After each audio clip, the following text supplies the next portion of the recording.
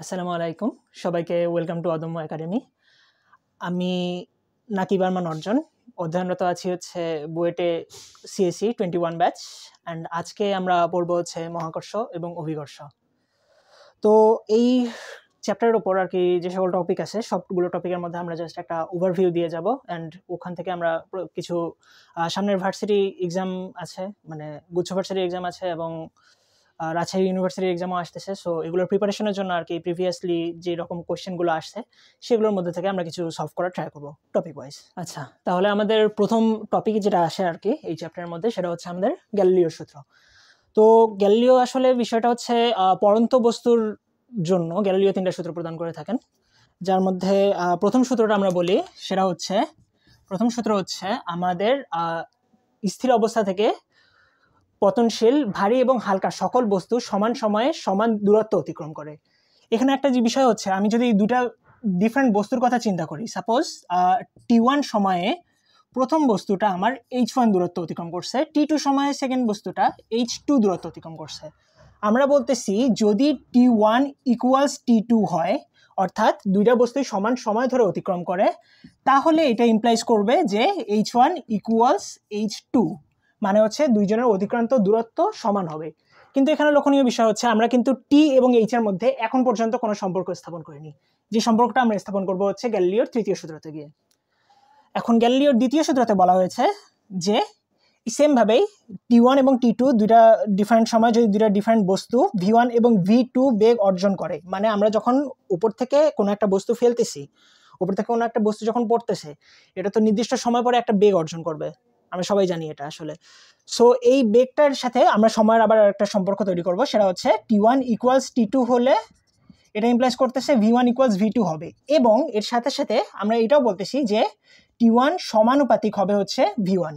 Means এই যে কোনো একটা পার্টিকুলার বস্তুই T1 সময় পরে যেই বেগটা অর্জন করবে সেই বেগটা হবে ওই সময়ের সমানুপাতিক। সো এটাকে আমরা জানি কনস্ট্যান্ট ইউজ করে আমরা এভাবে লিখতে পারি যে T1 divide by V1 equals হচ্ছে কে, যে সিম্পল একটা কনস্ট্যান্ট। সো আমরা এই কে যে কোনো টি অ্যান্ড ভি দিয়ে রিপ্লেস করতে পারি। So T2 V2 T3 V3 and so on. So এইগুলো হচ্ছে দ্বিতীয় সূত্র। অ্যান্ড থার্ড সূত্র যেটা, সেটা আমরা শুরুতেই বলছিলাম যে আমরা ফার্স্ট সূত্রের মধ্যে যেই T1 অ্যান্ড H1 এর রিলেশনটা দেখছি, মানে T1 এবং H1 এই দুটোর মধ্যে আমরা একটা রিলেশন স্থাপন করব, সেটা হচ্ছে থার্ড সূত্রতে গিয়ে। অ্যান্ড থার্ড সূত্রতে বলা হয়েছে যে নির্দিষ্ট সময় পরে যে দূরত্ব অতিক্রম করে কোনো বস্তু সেই দূরত্বের বর্গের সমানুপাতিক হচ্ছে সময়। Means T1 proportional to H1 square. আচ্ছা, তো এখন আসি আমরা হচ্ছে গ্যালিলিওর তৃতীয় সূত্রতে আমরা শুরুতেই বলছিলাম যে প্রথম সূত্রের মধ্যে আমরা যেটা দেখছি যে আমার সময় যে কোনো বস্তু, মানে সাপোজ দুটো ডিফারেন্ট বস্তু T1 সময় এবং T2 সময় H1 এবং H2 দূরত্ব অতিক্রম করতেছে, তাহলে T1 ইকুয়ালস যদি T2 হয়ে থাকে তাহলে H1 ইকুয়ালস টু H2 হবে, মানে সমান সময়ে সমান দূরত্ব অতিক্রম করবে। এখন এই দূরত্ব কি পরিমাণ দূরত্ব অতিক্রম করতেছে সময়ের সাপেক্ষে, সেটার মধ্যে সম্পর্ক স্থাপন করা হয়েছে গ্যালিলিওর তৃতীয় সূত্রের মধ্যে, যেটাতে আমরা বলতেছি যে T square is proportional to h, অর্থাৎ নির্দিষ্ট সময় পরে অতিক্রান্ত দূরত্ব ওই সময়ের বর্গের সমানুপাতিক। সো এটাকে যখন আবার ওই সেম ভাবে আমরা কনস্ট্যান্টের মাধ্যমে লিখতে যাব, তখন আমাদের আসবে হচ্ছে H1 divide by T1 square equals H2 divide by T2 square equals dot, এরকম ভাবে কন্টিনিউয়াসলি চলতে থাকবে। আমাদের নেক্সট টপিক হচ্ছে কেপলারের সূত্র। সো কেপলারের সূত্র আসলে আমাদের গ্রহের গতি সংক্রান্ত সূত্র, 3টা সূত্র প্রদান করেছেন কেপলার। তো এই সূত্রগুলো জানার জন্য আমাদের আর কি বেসিক্যালি একটু হালকা একটু নলেজ লাগবে, সেটা হচ্ছে কোনিক্স থেকে। কোনিক্সের মধ্যে আমরা জানি এলিপস বা উপবৃত্ত আর কি। উপবৃত্তর কথা যদি বলতে চাই, যদি তোমরা কোনিক্স পড়ে থাকো তাহলে জানবা, সেটা হচ্ছে উপবৃত্তর বেসিক্যালি আমাদের দুটা অ্যাক্সিস থাকে, major Axis and minor Axis, and এটার দুটা ফোকাস থাকে। এখানে যদি আমরা F1 বলি অ্যান্ড F2 বলি। সো কেপলার যে সূত্রগুলো প্রদান করেছিলেন, প্রথম সূত্র তিনি বলেছিলেন যে গ্রহগুলো সূর্যকে একটি ফোকাসে রেখে, কোনো একটি ফোকাসে রেখে উপবৃত্তাকার কক্ষপথে আবর্তন করছে, রাইট? সো আমার ফার্স্ট সূত্র কি বলতেছে, গ্রহের গতি কি রকম? গ্রহের গতিপথ হচ্ছে উপবৃত্তাকার, গতিপথ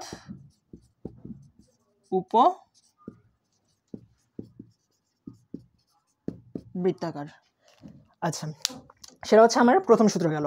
এখন সেকেন্ড সূত্র বলতেছে এই যে গ্রহগুলো মানে উপবৃত্তাকার পথে অতিক্রম করতেছে, এগুলোর মধ্যে একটা কোয়ান্টিটেটিভ মেজার দেওয়া ছিল। সেটা হচ্ছে আমার সাপোজ এই জায়গায় আমার সূর্য আছে, এই জায়গায় মনে করো আমার একটা গ্রহ আছে, আমি এই পয়েন্টটাকে বলতেছি এ।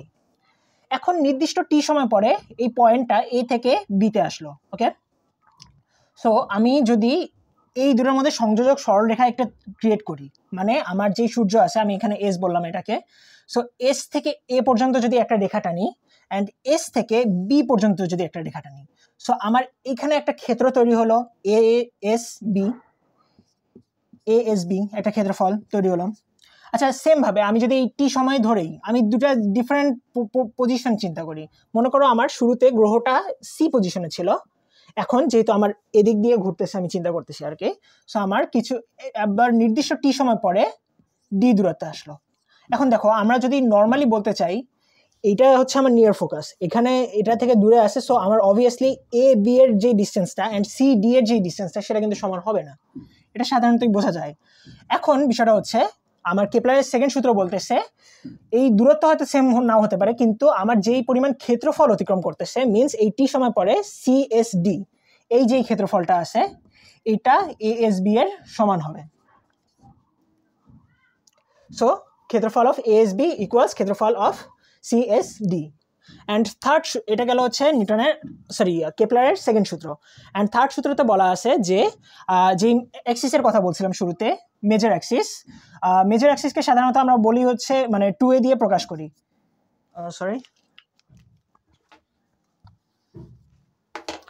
মেজর অ্যাক্সিস সাধারণত আমরা 2a লিখে থাকি, যেখানে এ হচ্ছে আমার semi major Axis. Semi major means আমার এই পয়েন্ট থেকে এই পয়েন্ট পর্যন্ত এই দূরত্বটা। অ্যান্ড এখানে বলা হচ্ছে মানে থার্ড সূত্রতে বলা হচ্ছে যে আমার গ্রহের যদি পর্যায়কাল টি হয়ে থাকে তাহলে T square is proportional to A cube, যেখানে এ হচ্ছে আমার সেমি মেজর অ্যাক্সিস বা অর্ধপরাক্ষ। এখন তাহলে কেপলারের সূত্র থেকে আমরা একটা ম্যাথ দেখি। এই ম্যাথটা রাজশাহী ইউনিভার্সিটি অ্যাডমিশন টেস্টে আসছিল 2022 সালে। সেটা হচ্ছে সূর্য থেকে পৃথিবীর দূরত্ব যদি বর্তমান দূরত্বের অর্ধেক হয় তাহলে আমার 1 বছরে কতদিন হবে। সো ম্যাথটা আমরা কীভাবে করবো, আমরা কেপলারের থার্ড সূত্র ইউজ করে ম্যাথটা করতে পারবো। থার্ড সূত্রতে আমরা কি দেখে আসলাম, T square is proportional to A cube. এখন একে আমরা বলছিলাম হচ্ছে অর্ধপরাক্ষ, বাট তোমাদের কোয়েশ্চেনে সবসময় আর কি অর্ধপরাক্ষ কথাটা উল্লেখ করা থাকবে না, তোমাদেরকে হয়তো গড় দূরত্ব বলে দিবে বা ব্যাসার্ধ বলে দিবে, যেটাই হোক না কেন আমরা জাস্ট এই সেম সূত্র দিয়ে ম্যাথটা করতে পারবো। সো আমরা যেহেতু আমার জাস্ট এটা জাস্ট দূরত্বের কথা বলা আছে, সো আমরা এটাকে একে জাস্ট আর দিয়ে রিপ্লেস করে দিই, মোর জেনারিক টার্ম আর কি। সো আমরা এই পোর্শনটাকে কীভাবে লিখতে পারি, যেটা নর্মালি আমরা যে কোনো ইয়ার কেসে লিখতে পারি, যে কোনো প্রপোর্শনালের কেসে লিখতে পারি, সেটা হচ্ছে T1 square by R1 cube equals to T2 square by R2 cube equals এরকম ভাবে কন্টিনিউয়াসলি চলতে থাকবে।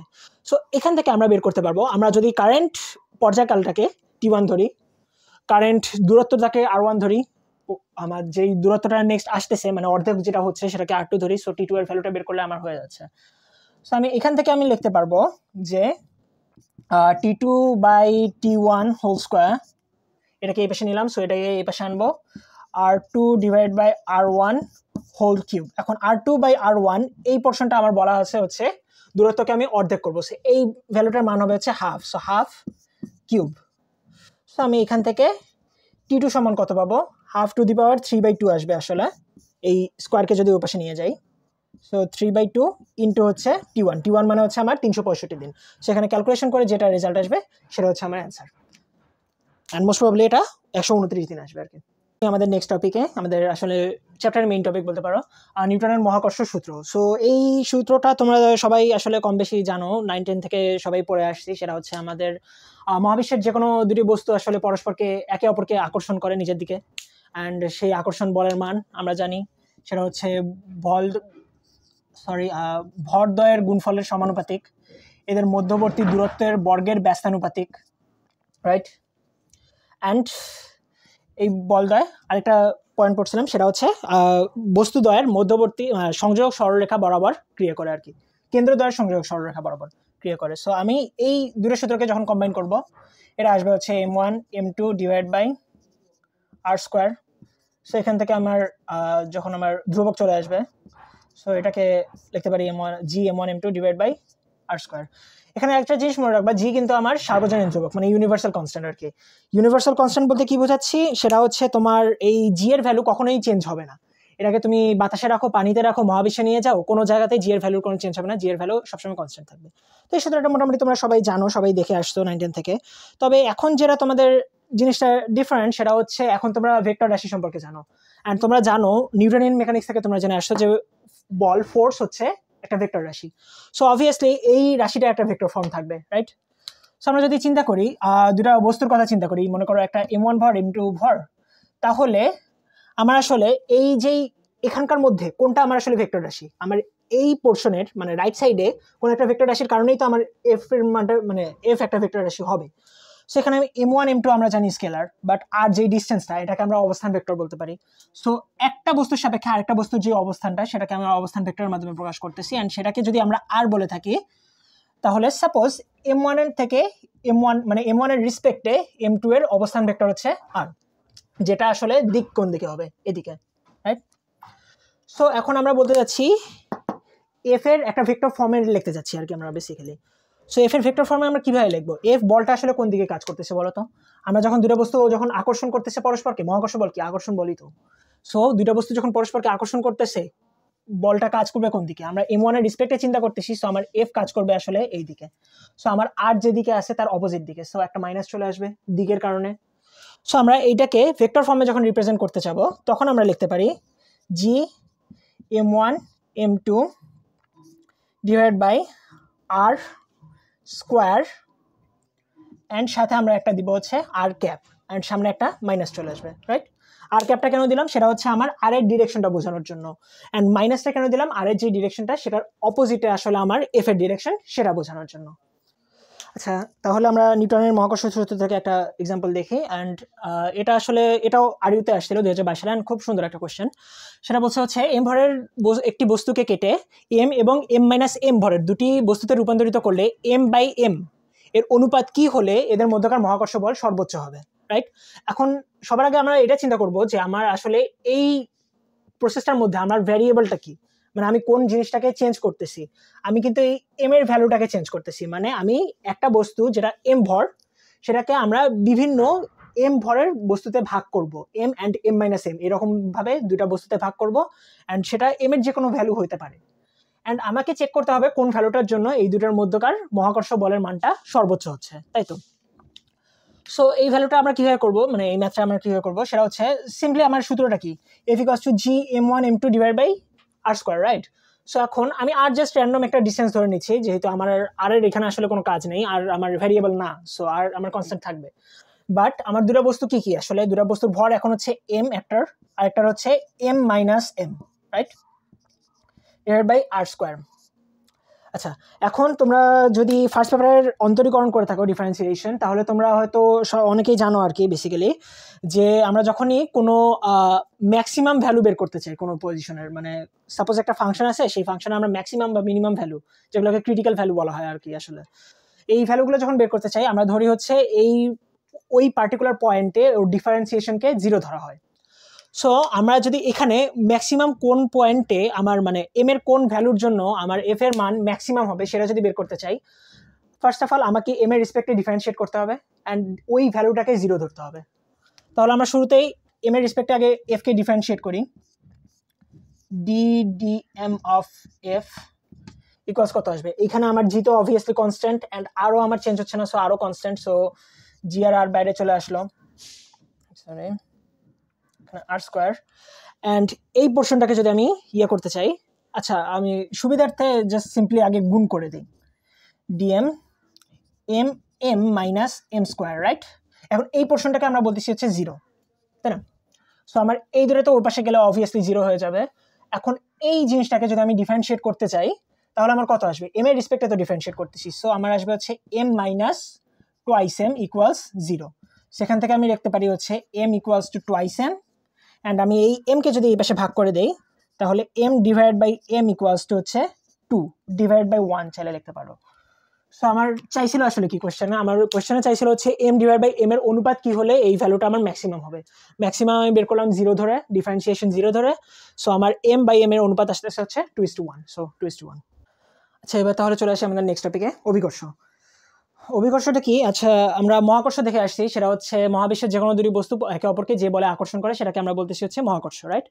এখন এই দুটো বস্তুর মধ্যে যদি একটা পৃথিবী হয় তাহলে সেই বলটাকে আমরা বলতেছি হচ্ছে অভিকর্ষ।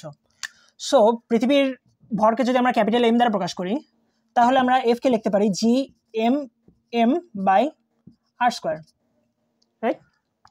এখানে আরটা কি আসলে? আর হচ্ছে আমার পৃথিবীর কেন্দ্র থেকে ওই বস্তুটার দূরত্ব। কোন বস্তু? এই m ভরের যে বস্তুটার জন্য আমরা পরিমাপ করতে যাচ্ছি। তো এই m ভরের বস্তুটা পৃথিবীর কেন্দ্র থেকে আর পরিমাণ দূরত্বে অবস্থান করতেছে। এখানে m হচ্ছে আমার পৃথিবীর ভর, রাইট? এখন আসো, বিষয় হচ্ছে আমরা নিউটনের মেকানিক্স এখন পড়ে আসছি। নিউটনের মেকানিক্স থেকে আমরা জানি হচ্ছে পৃথিবী যে কোনো বস্তুকে নিজের ওজনের সমান বল দ্বারা আর কি আকর্ষণ করে। সো এটাকে আমরা F = mg লিখতে পারি। অ্যান্ড এই F আর এই F তো আসলে একই জিনিস, তাই না? সো আমরা এই পোর্শন আর এই পোর্শনটাকে সেম বলতে পারি। সো আমরা লিখতে পারি G(m)m by r square equals হচ্ছে mg। দুই পাশ থেকে m যদি কাটা দেই তাহলে হচ্ছে আমার g ইকুয়ালস টু কত দাঁড়াচ্ছে? Gm divide by r square. Okay, তো জি এর একটা রাশি চলে আসলো। জি হচ্ছে আমার অভিকর্ষ ত্বরণ, তোমরা সবাই জানো। এখন আমরা এই রাশিমালা থেকে আবার বের করতে পারি, তোমার পৃথিবীর ঘনত্ব বের করতে পারি। আচ্ছা, তাহলে এই সূত্র থেকে আমরা এখন পৃথিবীর ঘনত্ব বের করতে পারবো। সেটা কীভাবে বের করবো? আমার এখানে পৃথিবীর ভর কিন্তু দেওয়া আছে m, ধরে নিছি আমরা পৃথিবীর ভর হচ্ছে m, capital M। So m কে আমরা লিখতে পারি হচ্ছে v রো, রাইট? এখন v কে আমরা কি লিখতে পারবো? v হচ্ছে আমার তাহলে পৃথিবীর আয়তন। আর পৃথিবীকে যেহেতু আমরা একটা গোলক আকৃতি চিন্তা করতেছি আর কি, সো এটাকে আমরা লিখতে পারি হচ্ছে 4/3 পাই r কিউব। এখানে আরটা হচ্ছে পৃথিবীর ব্যাসার্ধ অ্যান্ড রো তো থাকতেছেই রো এর মতো। সো আমরা এই টোটাল জিনিসটাকে এখানে রিপ্লেস করে দিতে পারি। সো g/r স্কয়ার, এই পজিশনে আরটাকে মানে এই যেই স্মল আরটা আছে সেটাকে আমরা ক্যাপিটাল আর হিসেবে চিন্তা করবো, কাজ হচ্ছে আমরা ধরে নিচ্ছি যে আমার যে বস্তুটা আছে সেই বস্তুটা পৃথিবী পৃষ্ঠের উপরে আছে। ওকে, সো ওই ডিস্টেন্সটা আমার আসলে পৃথিবীর ব্যাসার্ধের সমানই হয়ে যাবে। সো এই পজিশনে আমি m এর ভ্যালু যখন বসাই দেবো 4/3 পাই r কিউব রো, সেখান থেকে আমি রো এর ভ্যালু ইজিলি বের করে ফেলতে পারবো। সেটা হচ্ছে 3g divide by 4 pi r g। আচ্ছা, এখানে একটা ইম্পর্টেন্ট জিনিস যেটা বলা হয়নি আগে, আসলে তোমাদের যেই f আমরা দেখে আসছি, g দেখে আসছি, এগুলো সবগুলো কিন্তু মাত্রা সবসময় মাথায় রাখতে লাগবে। তোমার যদি মনে নাও থাকে তাহলেও যাতে তুমি বের করতে পারো। অ্যান্ড বের করাটা আসলে খুব একটা টাফ না, তোমার যদি সূত্রগুলো মনে থাকে তুমি ইজিলি মাত্রা বের করে ফেলতে পারবা। সো সবসময় চেষ্টা করবা মাত্রাগুলো মনে রাখার জন্য। অ্যান্ড মাত্রা একক যেটাই বলো না কেন, কারণ এগুলো অ্যাডমিশন টেস্টে হোক, এইচএসসির জন্য হোক, সবখানেই প্রচুর লাগে। আচ্ছা, এবারে একটা ম্যাথ দেখি, এটা প্রামাণিক স্যারের বইয়ের ম্যাথ। সেটা হচ্ছে বলা আছে মঙ্গল গ্রহের ব্যাসার্ধ পৃথিবীর ব্যাসার্ধের 0.532 গুণ। তা মঙ্গলের ব্যাসার্ধ যদি আমরা r' ধরি, পৃথিবীর ব্যাসার্ধকে r ধরলাম, সো এটাকে বলছে পৃথিবীর ব্যাসার্ধের 0.532 গুণ, 0.532 r, রাইট? অ্যান্ড এটার ভর বলা আছে, যেটাকে m' বলতেছি, 0.11 m। ওকে, সো এখন এখান থেকে আমরা বলছে যে মঙ্গলের অভিকর্ষ ত্বরণ g' ইকুয়ালস হোয়াট, রাইট? এখন পৃথিবীর অভিকর্ষ ত্বরণ g আমরা জানি 9.8। সো এটা থেকে আমরা আর কি বের করে ফেলতে পারবো। আচ্ছা, তাহলে আমরা যদি simply g' divide by g করতে চাই, g' সমান কত? আমার gm' divide by r' square, and g সমান কত? gm by r square, right? g তো কাটা যাবে অবভিয়াসলি, যেহেতু দুখানে সেম। সো আমি এটাকে একটু রিঅ্যারেঞ্জ করে এভাবে লিখতে পারি, m' divide by m into r square divide by r' square. m' by m এই অনুপাতটা কত? m' divide by m, so 0.11। এটাকে আমরা লিখতে পারবো 0.11 ইন্টু r বাই r', এটার উল্টাটা r বাই r'। সো এটাকে আমরা লিখতে পারবো হচ্ছে 1/0.532 whole square, 0.532 whole square. So এইখানে ক্যালকুলেট করে যেটা আসবে সেটার সাথে আমি জি এর ভ্যালুটা গুণ করে দিব, 9.8 আর কি।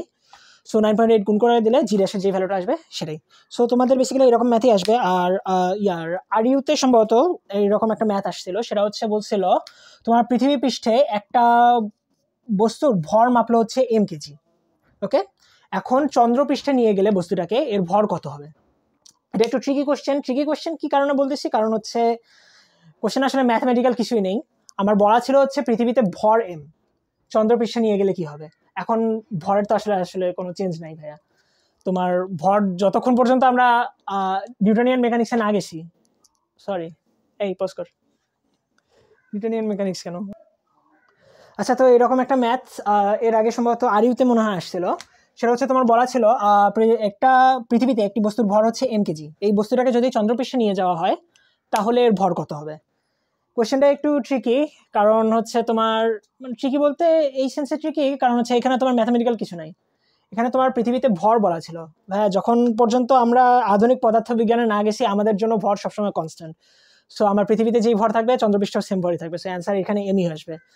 সো এরকমভাবে তোমরা যখন মানে ম্যাথগুলো যদি আসে ম্যাথ আর কি এরকম সিম্পল ম্যাথই আসবে, খুব একটা টাফ ম্যাথ আসবে না। তবে যদি যে কোনো কোশ্চেনই থাকুক না কেন সবসময় চোখ কান একটু খোলা রাখবে যে আসলে কি চাইছে। আচ্ছা, তাহলে আমাদের নেক্সট টপিক হচ্ছে মহাকর্ষীয় ক্ষেত্র প্রাবল্য। তো মহাকর্ষীয় ক্ষেত্র প্রাবল্য বলার আগে মহাকর্ষীয় ক্ষেত্র কি সেটা একটু বলে আসি। সেটা হচ্ছে আমরা তো দেখে আসলাম প্রত্যেকটা বস্তুই হচ্ছে একে অপরকে আকর্ষণ করে আর কি নিজের দিকে। তো মনে করো এখানে কোনো একটা বস্তু আছে, সো এই যে কোনো বস্তুকে যে আকর্ষণ করবে সেই আকর্ষণের প্রভাবটা একটা ক্ষেত্রের মধ্যে বিস্তৃত থাকে, মানে এই ক্ষেত্রের বাইরে গেলে আমার সেই আকর্ষণটা আর অন্য কোনো বস্তু অনুভব করতে পারে না। এই পোর্শনটাকে আমরা বলতেছি আসলে হচ্ছে তা এই বস্তুর জন্য মহাকর্ষীয় ক্ষেত্র।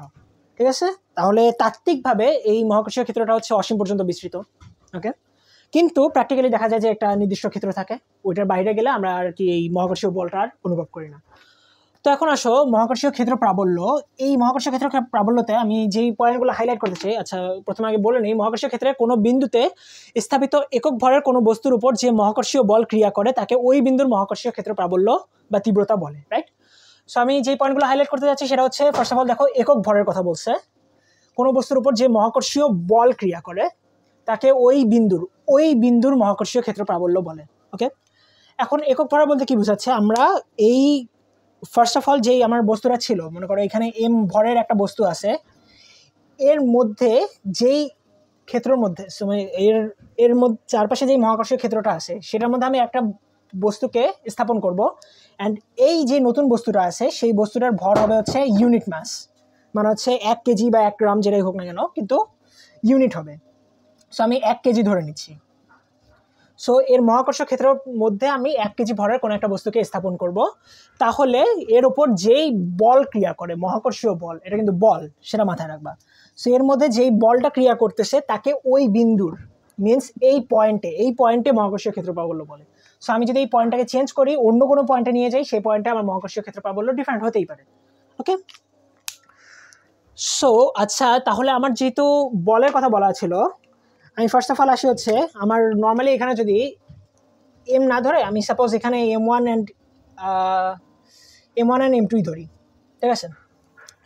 তাহলে এখানে আমি বলতে পারি হচ্ছে m1 এর ভ্যালু হচ্ছে m অ্যান্ড m2 এর ভ্যালু হচ্ছে 1 কেজি। ওকে, সো আমি সূত্র হিসাবে কি জেনে আসছি, আমি আর যে কোনো দুটো বস্তুর মধ্যে যখন আকর্ষণ বল কাজ করবে তখন সেটাকে আমরা বলতে পারি হচ্ছে g m1 m2 divide by হচ্ছে r স্কোয়ার, যে আর হচ্ছে এই মধ্যবর্তী ডিস্টেন্সটা, রাইট। এখন আমি m1 এর ভ্যালু কি বললাম, m1 এর ভ্যালু বললাম হচ্ছে m, m2 এর ভ্যালু বললাম হচ্ছে 1 কেজি, রাইট। সো এটাকে আমি আরেকভাবে লিখতে পারি, সেটা হচ্ছে gm into 1 divide by r square, বা এটাকে লিখতে পারি হচ্ছে gm divide by r square. এটা হচ্ছে আমার ফিল্ড ইন্টেন্সিটি, মানে হচ্ছে ক্ষেত্র প্রাবল্য, সেটাকে আমরা প্রকাশ করি হচ্ছে E দ্বারা। ওকে, সো এটা হচ্ছে আমার সূত্র। অ্যান্ড আবারও বলি সেম কথাটা, সেটা হচ্ছে যেখানে হাইলাইট করছিলাম, এটা হচ্ছে আসলে এক প্রকার বল। যেহেতু এটা বল সো এটা আমার ভেক্টর রাশি, অ্যান্ড ভেক্টর রাশি কারণ হচ্ছে মানে যেহেতু এটা ভেক্টর রাশি এর একটা দিক থাকবে। দিকটা কি, আমি যদি আবার সিম্পলি প্রিভিয়াসলি যেভাবে দেখে আসছিলাম এফ এর দিকের জন্য মতো সেভাবে যদি চিন্তা করি, তাহলে আমার আর এর ডিস্টেন্স হচ্ছে মানে আর এর দিক হচ্ছে এইদিকে, অ্যান্ড আমার ফিল্ড ইন্টেন্সিটিটা হচ্ছে একটা আকর্ষণ বল আসলে, সো কাজ করতেছে কোন দিকে, এদিকে। সো এইটাও আমার হচ্ছে নেগেটিভ আসবে, সো আমি ই সমান লিখতে পারি হচ্ছে E vector equals to gm by r square, R cap সামনে একটা মাইনাস থাকবে। ওকে, আচ্ছা এবার তাহলে আসি মহাকর্ষীয় বিভব বা গ্র্যাভিটেশনাল পটেনশিয়ালে। সো এটা কি বলতেছে, অসীম দূর থেকে একক ভরের কোনো বস্তুকে মহাকর্ষীয় ক্ষেত্রের মধ্যে কোনো বিন্দুতে আনতে মহাকর্ষীয় বল দ্বারা যে পরিমাণ কাজ সম্পন্ন হয় তাকে ওই বিন্দুর মহাকর্ষীয় বিভব বলে, রাইট। সো এখানেও আমি যে পয়েন্টগুলো হাইলাইট করবো আর কি, এই একক ভরের কোনো বস্তুকে মহাকর্ষীয় ক্ষেত্রের কোনো বিন্দুতে আনতে মহাকর্ষীয় বল দ্বারা যে পরিমাণ কাজ সম্পন্ন হয় তাকে ওই বিন্দুর মহাকর্ষীয় বিভব বলে। তো মহাকর্ষীয় প্রাবল্যের মতো এখানেও দেখো ইউনিট ভর মানে ইউনিট মাস আর কি, একক ভর, এবং হচ্ছে আমার কোনো একটা বিন্দুর মহাকর্ষীয় বিভব। সো ডিফারেন্ট বিন্দুতের জন্য ডিফারেন্ট মহাকর্ষীয় বিভব আসবে। অ্যান্ড মূল ডিফারেন্স হচ্ছে আমরা ওখানে দেখছিলাম হচ্ছে মহাকর্ষীয় বল ছিল, মানে প্রাবল্য ছিল হচ্ছে এক ধরনের বল, কিন্তু আমার মহাকর্ষীয় বিভব সেটা হচ্ছে আসলে এক ধরনের কাজ। অ্যান্ড এই কাজটা কি করতেছে, সেটা করতেছে হচ্ছে মহাকর্ষীয় বল, রাইট? সো আমি জাস্ট কাজের কথা যদি বলি তাহলে আমি নর্মালি বলতে পারি আমার একক ভরের যেহেতু কাজ বলা ছিল, তাহলে আমি যদি ধরে নিই যে এম ভরের কোনো একটা বস্তুকে অসীম দূর থেকে, আচ্ছা এখানে আরেকটা বিষয় হচ্ছে তোমার অসীম দূর বলতে আসলে কি বোঝানো হচ্ছে এখানে। শুরুতে আমরা বলছিলাম যে মহাকর্ষীয় ক্ষেত্র তাত্ত্বিকভাবে আমরা ধরে নেই যে মহাকর্ষীয় ক্ষেত্র অসীম পর্যন্ত বিস্তৃত। সো এখানে অসীম দূর থেকে আসলে বোঝাচ্ছে যে মহাকর্ষীয় ক্ষেত্রের বাহির থেকে কোনো বিন্দুকে মহাকর্ষীয় ক্ষেত্রের বাহির থেকে কোনো বস্তুকে যদি মহাকর্ষীয় ক্ষেত্রের ভেতরে কোনো বিন্দুতে নিয়ে আসি তাহলে যে পরিমাণ কাজ হচ্ছে সেটাকে বলতেছি হচ্ছে আমরা মহাকর্ষীয় বিভব। সো এখানে আমি যদি কাজটাকে এম ভরের কোনো বস্তুর জন্য কাজটাকে ডাব্লিউ ধরে নেই, তাহলে আমি মহাকর্ষীয় বিভব যেটা ভি দিয়ে প্রকাশ করা হয় সেটাকে বলতে পারি হচ্ছে ডাব্লিউ ডিভাইড বাই এম। এখন এই ডাব্লিউটাকে আমি কিভাবে বের করবো? ডাব্লিউটাকে আমি বের করবো হচ্ছে আমার নর্মাল ডাব্লিউ এর সূত্র, কাজের সূত্র, যেটা আমরা প্রিভিয়াস চ্যাপ্টার থেকে দেখে আসছি সেভাবেই। কিন্তু এখানে বিষয়টা হচ্ছে আমার যেই বলটা এখানে কাজ করতেছে কোন বলের কারণে হচ্ছে? মহাকর্ষীয় বল, রাইট? এই মহাকর্ষীয় বল কিন্তু আমার পরিবর্তনশীল বল। এটা আমার মহাকর্ষীয় ক্ষেত্রের প্রত্যেকটা বিন্দুতে এই মহাকর্ষীয় বল চেঞ্জ হচ্ছে। আমার এই বিন্দুতে বল ডিফারেন্ট হবে, এই বিন্দুতে বল ডিফারেন্ট হবে, প্রত্যেকটা বিন্দুতে আর বল চেঞ্জ হচ্ছে, যার কারণে এই ডাব্লিউ যেই বলের দ্বারা কাজ হচ্ছে সেই বলটা হচ্ছে আমার ভ্যারিয়েবল। সো এটা বের করতে হলে আমার ইন্টিগ্রেশন ছাড়া আর কি উপায় নেই। সো আমি যদি নর্মালি করতে চাই, এফকে আমরা কি লিখেছিলাম, জি এম এখানে বড় এম দিয়ে প্রকাশ করলাম বাই আর স্কোয়ার। এই আরটা আমার কন্টিনিউয়াসলি চেঞ্জ হচ্ছে, সো আমি এটাকে সিম্পলি ভ্যারিয়েবল হিসেবে এক্স স্কোয়ার ধরে নিতে পারি। তাহলে আমি ডাব্লিউ সমান কি লিখতে পারবো? আমি অসীম থেকে একটা বস্তুকে নিয়ে আসবো আর দূরত্বে, মনে করো আমি অভিকর্ষ ক্ষেত্রের আর বিন্দুতে নিয়ে আসতে চাচ্ছি, অ্যান্ড সেটার হবে হচ্ছে এফ ডিএক্স, কাজের নর্মাল সূত্র। আচ্ছা আমি এটা মুছে তাহলে একটু ক্লিয়ার করে করি। আচ্ছা তাহলে যেটা দেখলাম আর কি, আমরা ইনফিনিটি থেকে আর ডিস্টেন্সে নিয়ে আসবো, মানে আমরা মহাকর্ষ ক্ষেত্রের বাহির থেকে, মানে ক্ষেত্রের বাহির থেকে কোনো একটা বিন্দুকে আর দূরত্বে নিয়ে আসবো। তাহলে যেটা দেখলাম আর কি, ডাব্লিউ ইকুয়ালস টু আমার ইনফিনিটি থেকে আর ডিস্টেন্সের মধ্যে, মানে হচ্ছে আমার মহাকর্ষ ক্ষেত্রের বাহির থেকে কোনো একটা বিন্দু, যেটাকে আমরা সাধারণত ইনফিনিটি বলতেছি আর কি, সেটা থেকে আর ডিস্টেন্সের মধ্যে আমরা কোনো একটা বস্তুকে নিয়ে আসবো। তার জন্য যে কাজটা হচ্ছে সেটা হচ্ছে আমার এফ ডিএক্স। এখন এই এফটা কি? এফটাকে আমরা লিখতে পারি হচ্ছে G M by X square DX. এখানে এক্স স্কোয়ার কেন বলতেছি আমরা আসলে, সেটা হচ্ছে আমরা এই আরটা হচ্ছে আমার ফাইনাল পয়েন্ট, রাইট? কিন্তু আমার এই ফাইনাল পয়েন্ট পর্যন্ত আসার আগে আমার এই অসীম থেকে এইখান পর্যন্ত অনেক পয়েন্ট আমাকে ক্রস করে আসতে হবে। এদের প্রত্যেকটা পয়েন্টের জন্য, for each and every point, আমার এফ এর মান কিন্তু ডিফারেন্ট হবে, বিকজ এফ হচ্ছে আমার এই এম এর কেন্দ্র থেকে ডিস্টেন্সের উপর ডিপেন্ড করতেছে। সো এই এক্স এর মানটা সেই জন্য ডিফারেন্ট হবে, যেটাকে আমরা ভ্যারিয়েবল হিসেবে ধরে রাখছি। সো আমার বাকি সব কিছু যেহেতু কনস্ট্যান্ট আছে, আমি যদি এটাকে সিম্পলি ইন্টিগ্রেট করতে যাই তাহলে জি এম ডিভাইড বাই হচ্ছে infinity to R 1/x square. আচ্ছা এটাকে আমি এভাবে লিখি বোঝার সুবিধার জন্য, সেটা হচ্ছে x to the power -2 dx, right? এখন এটাকে যদি আমি ইন্টিগ্রেট করি জি এম তাহলে আমার ইন্টিগ্রেশনে আসবে হচ্ছে -1/x infinity to R. So আমি লিমিটের ভ্যালু বসাইলে পাবো হচ্ছে G M -1/r plus 1/infinity 1/infinity সমান কত? 0। সো আমার এই মাইনাসটা বাইরে চলে আসবে, minus G M by R, right? So এটা হচ্ছে আমার অসীম থেকে একক ভরের নয়, অসীম থেকে যে কোনো ভরের কোনো বস্তুকে মহাকর্ষীয় ক্ষেত্রের প্রাবল্যের ভেতরে, মহাকর্ষীয় ক্ষেত্রের ভেতরে আসলে কোনো বিন্দুতে আনতে কি পরিমাণ কাজ সম্পন্ন হচ্ছে সেটা হচ্ছে আমার ডাব্লিউ। অ্যান্ড আমি ভি সমান কত দেখছিলাম, শুরুতে বলে আসছিলাম যে ভি যেটা মহাকর্ষীয় বিভব সেটা সমান হবে হচ্ছে W divide by M. So এটাকে আমরা লিখতে পারি হচ্ছে G M by R minus. So V সমান আসতেছে হচ্ছে আমার minus G M by R. এখন যদি বলি এটার ভেক্টর ফর্ম কি, শুরুতে বলে আসছে এটা হচ্ছে আসলে কাজ। সো কাজ আমরা জানি স্কেলার রাশি, সো এটা আসলে স্কেলার রাশি, এটার কোনো ভেক্টর ফর্ম নেই এটাই। তাহলে আমরা একটা ম্যাথ দেখি, সেটা হচ্ছে তোমার একটা পয়েন্ট দেওয়া আছে পি, এই পয়েন্ট থেকে 4 মিটার দূরে 8 কেজি ভরের একটা বস্তু আছে, এটা থেকে 3 মিটার দূরে 6 কেজি ভরের একটা বস্তু আছে, অ্যান্ড এই 8 কেজি ভর আর 6 কেজি ভরের এই দুটো বস্তুর মধ্যবর্তী এই কোণটা দেওয়া আছে হচ্ছে 60 ডিগ্রি। এখন আমার এই পি পয়েন্টের জন্য প্রাবল্য এবং বিভব বের করতে বলছে। সো আমরা যেটা দেখে আসলাম আর কি, বিভব হচ্ছে আমার একটা কাজ যেটা হচ্ছে বেসিক্যালি স্কেলার রাশি, অ্যান্ড প্রাবল্য হচ্ছে ভেক্টর রাশি। সো আমার এটা সবসময় মাথায় রাখা ভালো লাগবে, যখনই আমি বিভব বের করব, যদি মাল্টিপল পয়েন্ট থাকে আর কি, তখন এই কনভারসেশনটা আসবে। সেটা হচ্ছে যখন আমি বিভব বের করব, তখন আমার সব ধরনের যোগফল বিয়োগফল যা কিছু হবে সব হচ্ছে স্কেলার কোয়ান্টিটি দিয়ে হবে, জাস্ট সিম্পলি যোগ করব বিয়োগ করব। কিন্তু যদি আমার প্রাবল্যের কথা আসে, তাহলে কিন্তু আমার ভেক্টরের ফর্মুলায় যেতে হবে। মানে ভেক্টরে আমি যখন দুটো রাশিকে যোগ করি, তখন আমার যোগের যে ফর্মুলা আছে, যদি বিয়োগ করি সেখানে বিয়োগের যে ফর্মুলা আছে, মানে একটা নির্দিষ্ট মান থাকবে, একটা নির্দিষ্ট দিক থাকবে, সেই ফর্মুলায় যেতে হবে। সো এটা আমরা কীভাবে সলভ করবো? আমি যদি সিম্পলি আগে বিভব থেকে শুরু করি, বিভব যেহেতু ইজিয়ার জিনিস, সো আমি V1 বলতেছি হচ্ছে আমার 8 কেজি ভরের জন্য যেই বিভবটা আসতেছে, সেটাকে আমি লিখতে পারি হচ্ছে -GM/R, রাইট? এখানে আর কত আর জি কত, এখানে এই জি তো থাকলোই, ইন্টু হচ্ছে 8 ডিভাইড বাই হচ্ছে 4 মিটার। সো এখান থেকে যেটা ভ্যালু আসবে আর কি, সো -2 জি, জি হচ্ছে তোমার 6.673 × 10⁻11। সো এই ভ্যালুটা বসায় পাবা। অ্যান্ড V2 সমান কত আসবে? V2 সমান আসবে হচ্ছে GM2, আচ্ছা M1 R1 বলি, M2/R2 সমান হচ্ছে -G × 6/3। সো এটা হচ্ছে -2G। তাহলে আমি টোটাল ভি কীভাবে পাবো? টোটাল ভি আমি সিম্পলি দুইটা ভিকে যোগ করে দেবো, V1 + V2। So -2G -2G equals হচ্ছে -4G, সিম্পল। আচ্ছা, এখন প্রাবল্যের কথা যদি আসি, তাহলে আমার প্রথম বিন্দুর জন্য যে প্রাবল্যটা GM/R², এটা কিন্তু মনে রাখবা, এটা আমরা কিন্তু মান বের করতেছি, আমরা কিন্তু মানের দিকের ক্যালকুলেশন একসাথে করি না। ভেক্টরের কেসে আমরা যেভাবে ক্যালকুলেশন করছি আর কি, সেভাবেই। সো GM সমান হচ্ছে আমার G × 8 divide by 4² 16, so G/2 আসবে। E2 সমান কত আসবে? E2 সমান আসবে হচ্ছে G, আচ্ছা 1M2 G2 R2², G × 6 divide by 3², so এটা আসবে হচ্ছে 2/3, right? 2G divide by 3।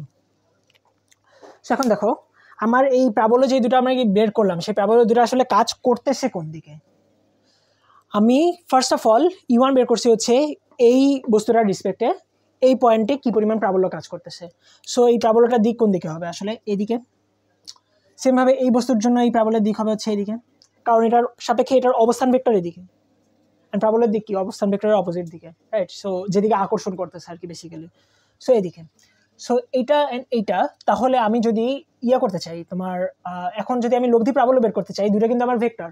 So আমার ভেক্টরের যেই যোগফলের সূত্র ছিল, সেই সূত্র আমাকে অ্যাপ্লাই করতে হবে। সো আমি এর ভ্যালু বের করব, মান যেটাকে আমরা মডুলাস দিয়ে প্রকাশ করি, সেটা সমান হবে হচ্ছে √E1² plus E2² plus 2 × E1 × E2 × cos 60 degree, right? So এখান থেকে আমরা ক্যালকুলেট করে যে ভ্যালুটা আসবে, সেটা হচ্ছে আমার মান। আর তাহলে যদি আমি এখন কোনটা বের করতে চাই, সাপোজ আমি ধরতে চাচ্ছি যে আমার আসলে লব্ধি এখানে কোথাও হবে। লব্ধি তোমার তো দেখে বোঝা যাচ্ছে যে এই বরাবর কোনো একটা ইয়াতে আমার লব্ধিটা আসবে, তাই না? সো আমি এটা যদি 8 কেজি ভরের সাথে থেরা কোণ উৎপন্ন করে ধরে নিই, তাহলে tan থেরা সমান আমি লিখতে পারবো হচ্ছে E2 sin 60 divide by E1 plus E2 cos 60। সেখানেও আবার আমি ওই E1 and E2 এর ভ্যালু বসাই দেবো, sin 60 cos 60 মান জানি, এখান থেকে আমি tan থিটা আছে, সো আমি থিটার মানটা ইজিলি বের করে ফেলতে পারবো। সো এখান থেকে আমি আসলে প্রাবল্যটাও বের করে ফেলতে পারতেছি, মানে প্রাবল্যের মান এটা অ্যান্ড দিক হবে হচ্ছে এটা। সো এই আর কি।